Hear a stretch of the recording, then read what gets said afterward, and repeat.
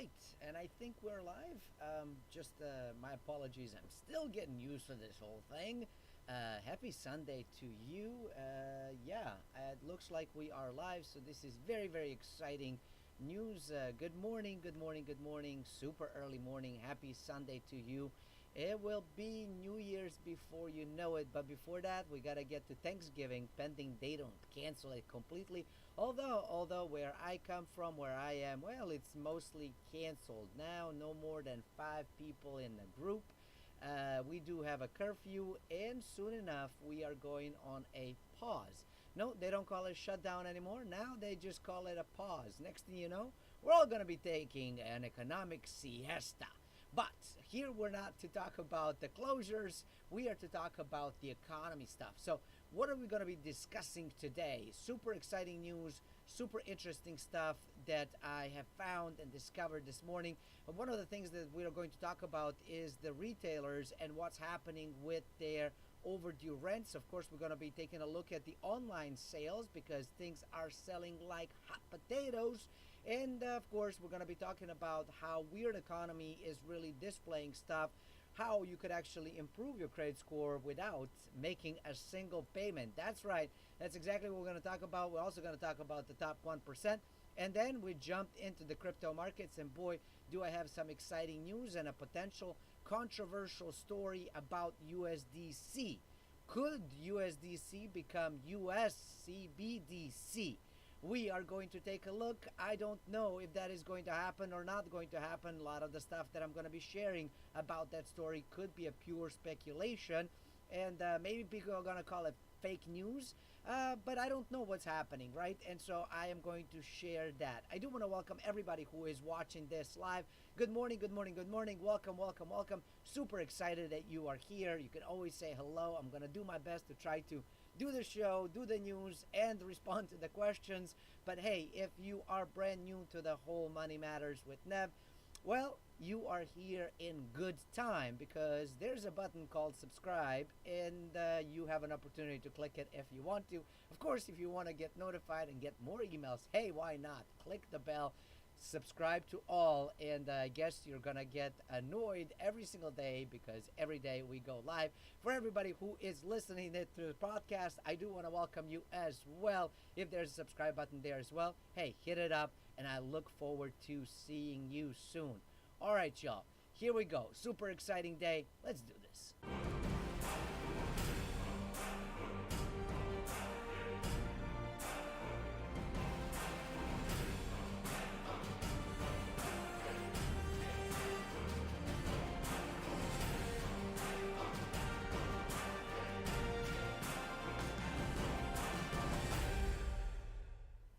And good morning, happy Sunday to you. Look, y'all, we're not going to waste any time whatsoever. Let's go in and take a look at what's going on in the economy. And I will tell you, it is not pretty. Although I'm sure you're shocked, right? You've never known that. You've never known that. But we are having a huge issue within the retail sector. And of course, not just the retail sector, this also affects the commercial real estate sector. So what's going on? Well, restaurants, gyms, and other businesses have accumulated huge amounts of rent payments that have been deferred for months and is resulting in landlords basically demanding outstanding balances immediately, which could result into even further bankruptcies. Now, we've been seeing bankruptcies happen in the U.S. over the past, 8 months now, and this particular news over here, especially the overdue rents that are coming in, is well over $52 billion as of November, and it's growing, and boy, it's not going to stop. And let me tell you, this chart is ugly. I mean, here is the 2008, 2009 ginormous blow up thing, and then here we are over here, although much sharper.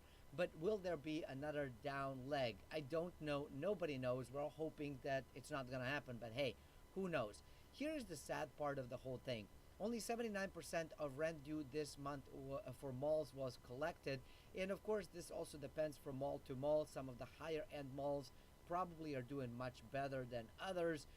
We do have some reports that some are able to collect as much as 85 to 90% of rents. while others are basically saying they can barely get 25% of the rents. And of course, as we've been talking about on the channel previously, landlords struggle just as much, right? So now you're having this huge battle that is happening, that is going to continue to happen, in my personal humble opinion. I think it's going to be years before all of this stuff is settled. And here you go. You can see what's happening with the overdue rent, and it's definitely climbing on up. Although it has been kind of staying steady since about what, September-ish. So maybe that's the good sign, although being up in the 80th percentile, not so hot. Now the question is, how will the retailers pay back their past rent? So you have a few different ones that have been talked about over here. Let's see, Signature Jewelers deferred $78 million of its rent payment. Ouch. Bed Bath & Beyond, it's about $50.6 million that it is holding back. And Francesca's Holding Corporation said it owed $14.6 million. How do they plan to pay it back? Well, most of them don't plan on paying it in 2020 at all. They are thinking about maybe 2021. They think about paying it over the course of a year or years. And of course, many of these things will probably end in some sort of settlements, courts, and so on, so forth. And who knows? Hey, maybe, just maybe, Uncle Powell is going to buy it all, give them the money, and we all going to keep on moving. But hey, if the people are not shopping in the malls, where the heck are they shopping? Well, online.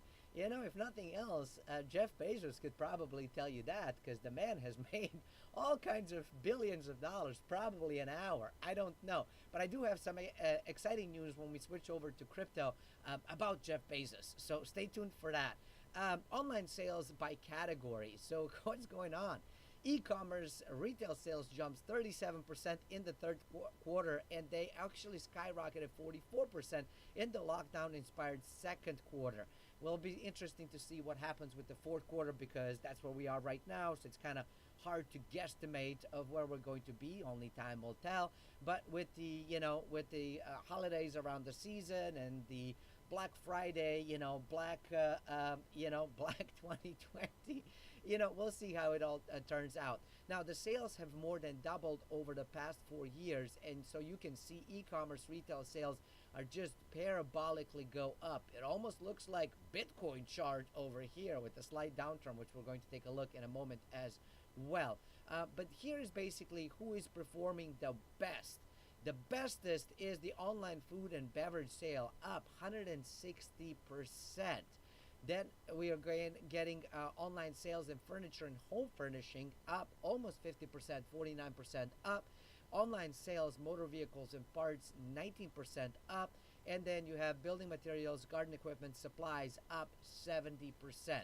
Not too shabby, not too shabby. And that's where I think the malls are going, but we'll see. Interesting thing that is happening in China. I don't know if you know this or not. I have some friends that actually do a lot of business with in China and with the Chinese businesses.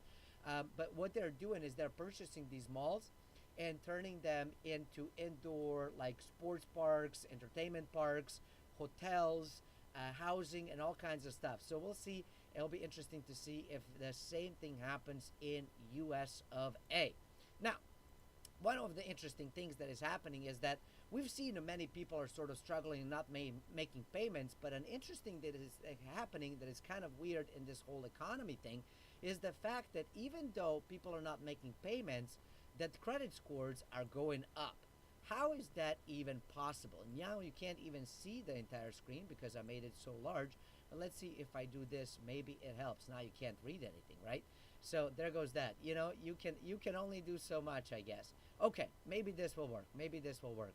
But here we go. Credit scores are going up because of the algos are being messed up. They didn't plan for the pandemic. Nobody planned for it. So what happens to debt when borrowers stop making payments and the lender puts the delinquent loan into forbearance and then puts a note saying, well, it's current despite the fact that they still owe quite a bit of money? Well, the algos of the credit bureaus such as Equifax see that the borrower who was delinquent is now cured. Next thing you know, their credit score goes up, allowing the borrower to borrow even more at a cheaper amount of money. I don't see any problem with that whatsoever, do you? The percentage of student loans that are 90 days past due plunged from 11% of total loan balances before the pandemic to 6.5% in third quarter of 2020. Did they pay? No. What has happened is many people have gone into the forbearance, and the whole like moratorium on the student loan stuff has been put in until September 30th. Now it's extended through December 31st. And January 1st is going to be a very, very painful time for many individuals. Now, of course, the government is talking about, do we roll out another stimulus? Do we not roll out another stimulus? They can't agree to anything. Trumpster and his crew are basically trying to figure out, hey, we just want to, prove to the world that we won and this was fraud. Sleepy Joe, on the other hand, is like trying to fight the whole thing of like waiting to get in. And so it's this weird thing happening that nobody's really paying attention to. Hey, guys, there's a lot of these programs that are expiring in about 4 weeks, plus minus a few days. And so what is going to happen then? Well, who the hey knows? Only time will tell. Now, the hope of the student loan forgiveness, because Biden has been talking about it, is now turning folks to say, well, of course he won. Everybody says that he won. Nobody's expecting that Trump is going to be able to overturn stuff. Will he, will he not? I have no clue, y'all. But it's an interesting piece because everybody's betting on the certainty that the loans are going to be forgiven. And if that is the case, then you're a complete idiot for trying or even thinking about paying it up. So nobody's making any payments whatsoever. Oh, let's see what happened with the auto loan delinquencies. Of course, delinquencies were super high. And then, of course, everybody was put into this sort of a forgiveness, whatever thing. And now the information has actually come down. And Ally Financial reported last summer that in the second quarter, about 21% of its auto loan customers were enrolled in its deferral program. The program ended on September 30th, and for the third quarter, Ally reported that only 8% of the borrowers exiting its deferral program were 30 days or more delinquent.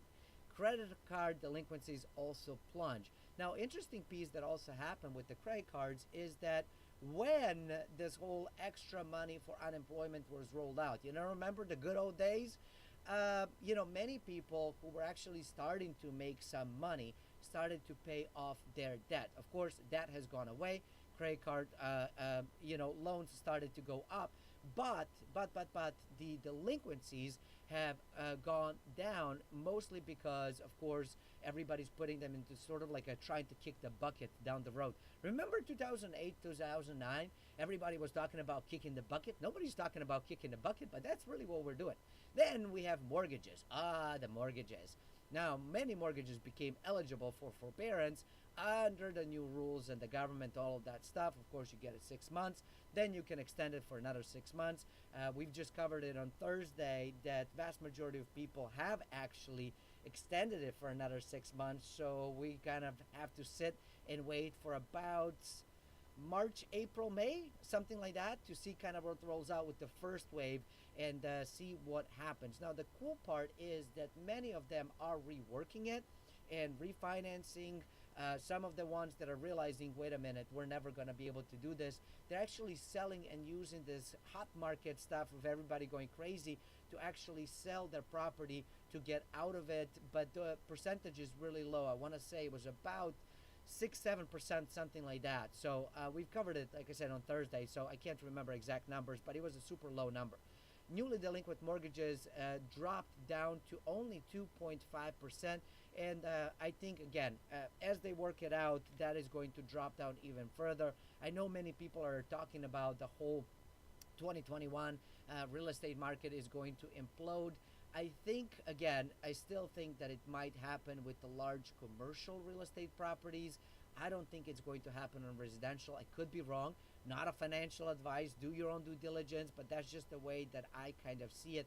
Just because so many of them are eager to actually work with the customers, work with their borrowers to basically not get all of these loans back onto their balance sheets and then trying to figure out what the heck do we do with that now. New York Fed looked into which borrowers relied on forbearance to deal with their mortgages and auto loans, and it turned out that borrowers who are now in forbearance had lower credit score and higher outstanding balances in March before forbearance.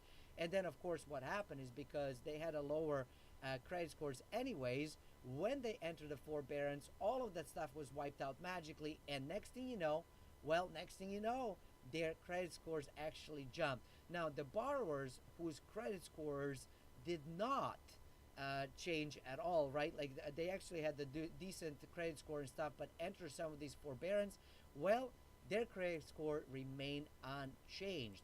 So what we're seeing now as good credit scores potentially could be the individuals who are financially struggling. But how do we evaluate the credit scores? Well, we just pull them up and we go off of that historic data, which could be grossly wrong. So this could be problematic, not necessarily now for 2020, because there's not much room to be wrong in 2020, but for 2021 as things start unraveling.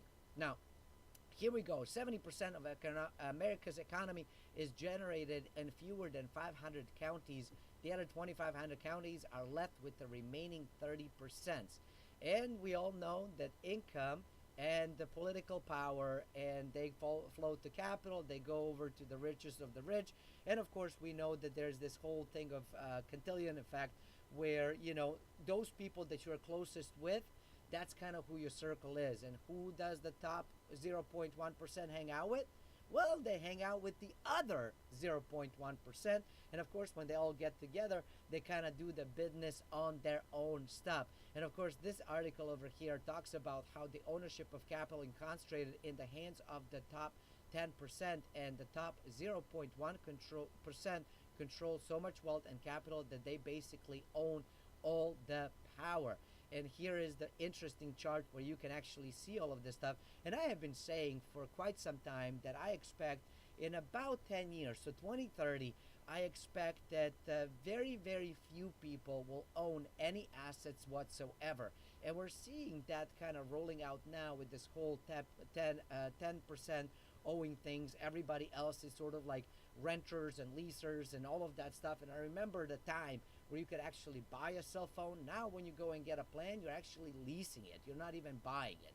We used to own homes, now we lease homes. We used to own cars, now we lease cars. We used to own, stocks and stuff. Now we're betting into the derivative stuff. Nobody owns anything, but the wealthiest own a lot of the assets. And I still believe that it's incredibly important for everybody to own their assets. You gotta do it. I know it's hard, but the assets are going to continue to be inflated. And you know what? The wealthiest really don't care whether you have them or not, because they do, and they benefit of everybody else. All right, y'all. Time to switch over to crypto, and let's get in. Take a look at the markets. Bitcoin has actually been coming down. It's down 3.4% for the day. Ethereum is up at $524.99 for 2.6%.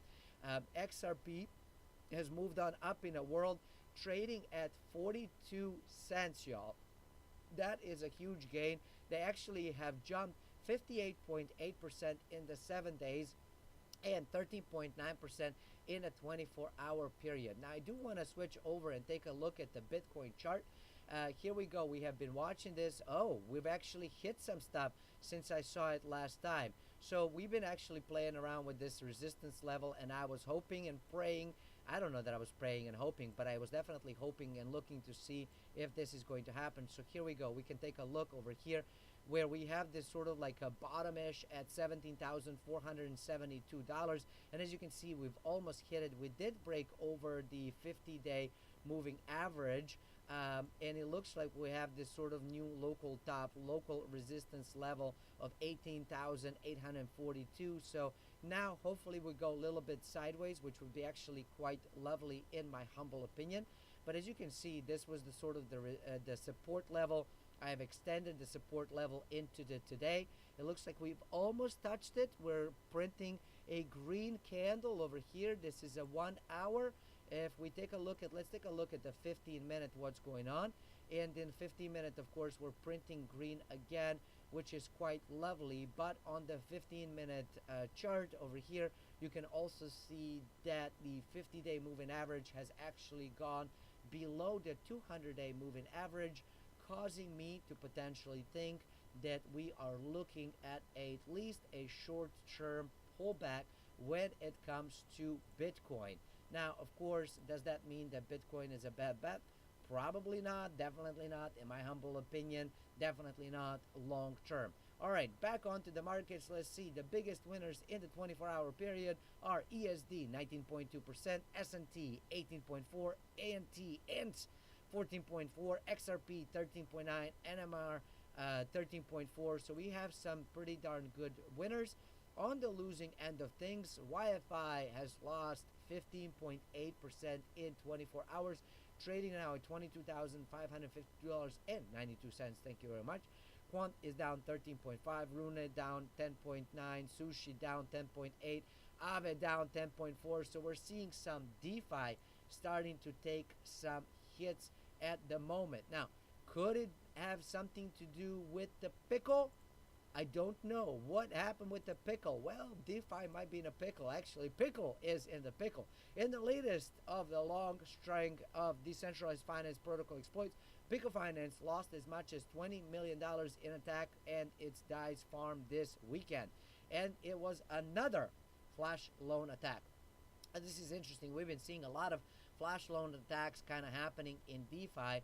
And I'm kind of curious to see, will the DeFi loans go away? I don't know, they might not. I have no clue how it's going to turn out.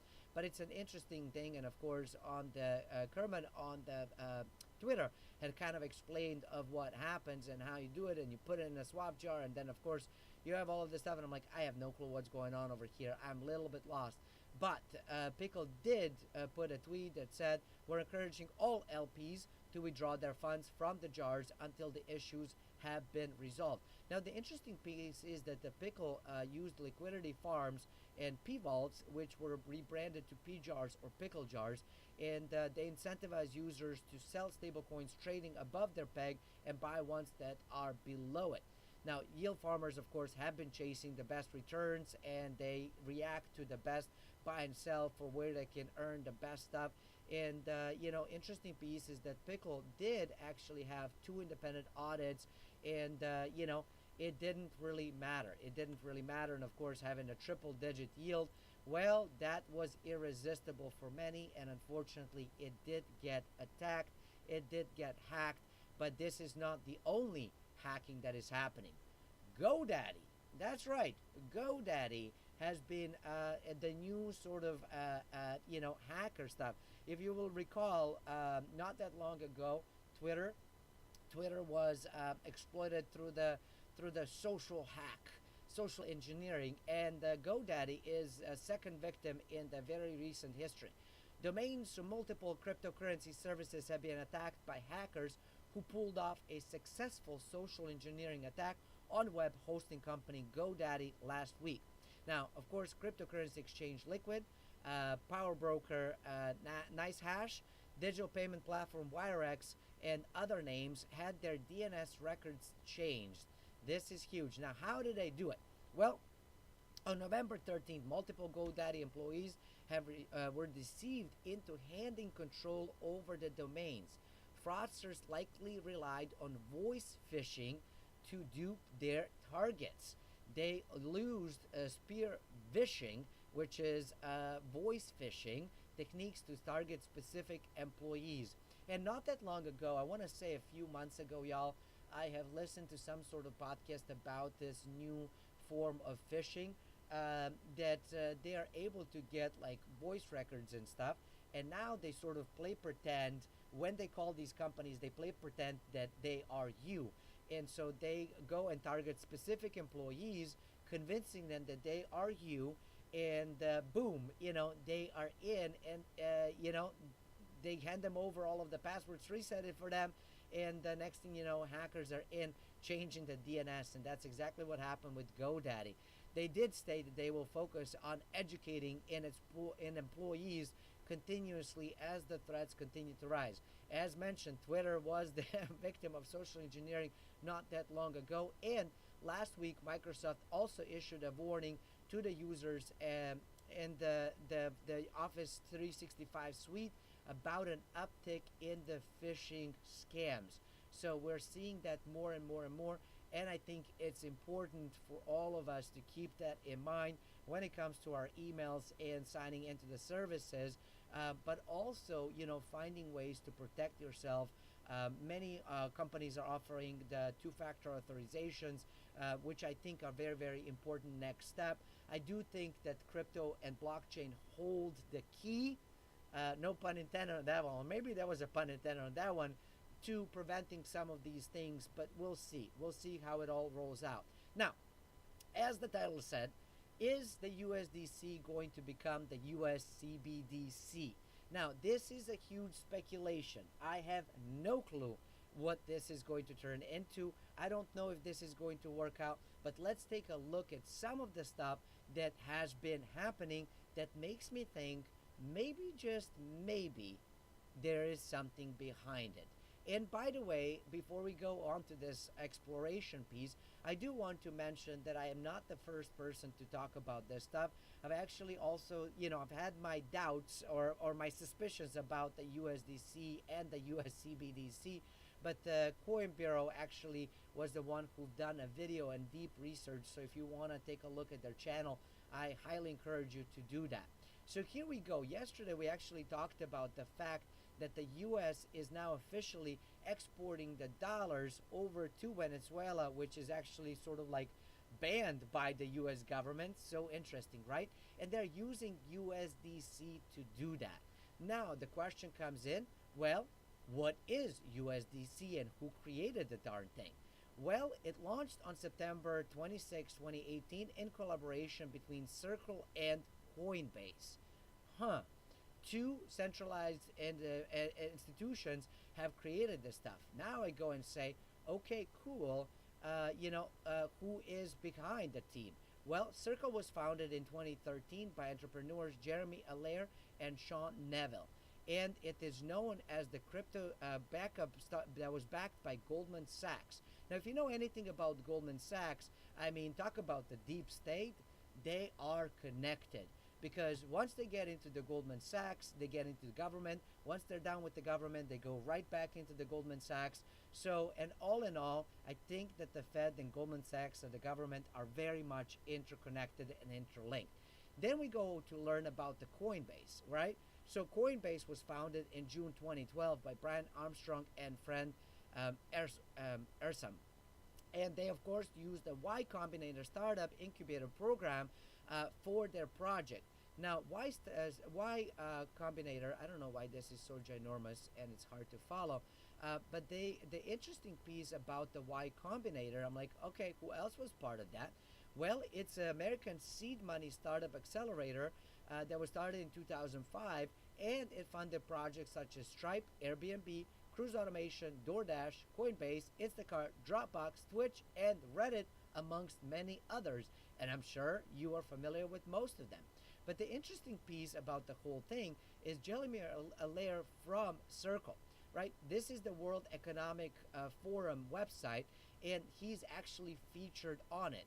He is, of course, the CEO of Circle, and he is backed. Circle is backed also by Facebook, Baidu, Tencent, Airbnb, Stripe. Oh, wait a minute. We're starting to see some similar names. Where did those names come from? Y Combinator. How did they all get involved? Well, once they enter the Y Combinator, they all end up being interconnected. And now with Goldman Sachs also having their sticky fingers inside this cookie jar, there is a very good idea of how things could get connected. Of course, they are stating right here on the World Economic Forum, right over here, that he is an expert testimony on cryptocurrencies and digital assets before the U.S. Senate Committee on Homeland Security and Government Affairs. He's also been very much connected with U.S. Senate Banking Committee, and he has been named as the International Monetary Fund High-Level Advisory Group on FinTech. He frequently participates in international forums focused on the future and the international monetary and the economic system. Now, one thing we do know is that the Fed Powell has said that the U.S. doesn't plan on issuing CBDC anytime soon. Well, they don't kind of have to. All they have to do is allow for USDC to actually, roll out their whole thing and, have them sort of get the wide adoption, which keeps growing and growing and growing, and the digitalization is spreading throughout the world, next thing they need to do is only adopt the whole thing and say officially USDC is USCBDC, and they are in without having to do much of any work. Will it happen? Will it not? I have no clue. It's just my speculation, but I could easily see this coming. So there you go. That's it for today. I thank you so much for joining Money Matters show today. I look forward to seeing you tomorrow morning. Until then, do hit the subscribe button, bell notification, and I will see you then. Until next time, stay forever money blessed, and do remember, you